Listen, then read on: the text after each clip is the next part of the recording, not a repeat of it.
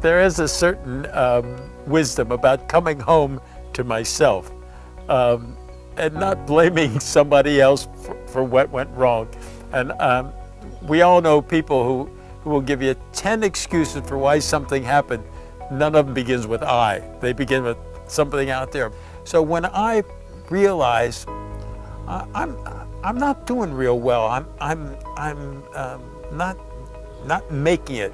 And so when I begin to come home to myself, to talk to myself and say, gee, you have to change something. And at that moment of saying, okay, I will, the world's your oyster. It really is, because it doesn't mean that you're going to be successful at everything, but it means that I'm not going to be stuck doing it my way.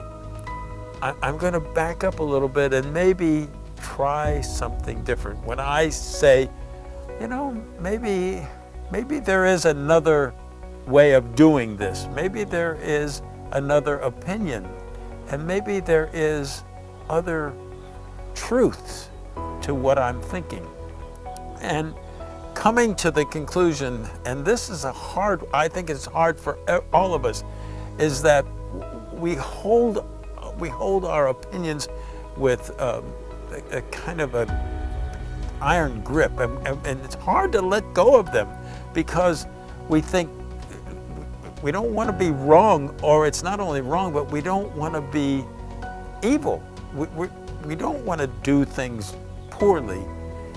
But sometimes, and maybe more often than not, adjusting means changing my mind, changing what I think I should do, and listening to somebody else who even has not only a different, but almost a contrary opinion is difficult. I don't contend that, oh yeah, that's easy, just listen.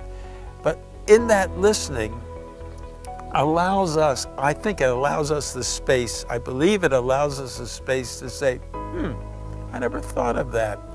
And once I go down that road where I didn't think of that, just maybe the possibility of, wow, it was there all the time and I never saw it.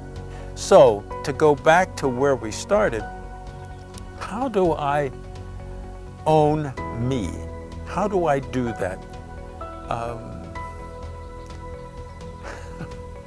I wish I had a magic formula for doing it, but there is a certain confidence, there is a certain desire, there is a certain dream that we all have, that maybe doing it that way, maybe owning it, is the way to start onto a better path.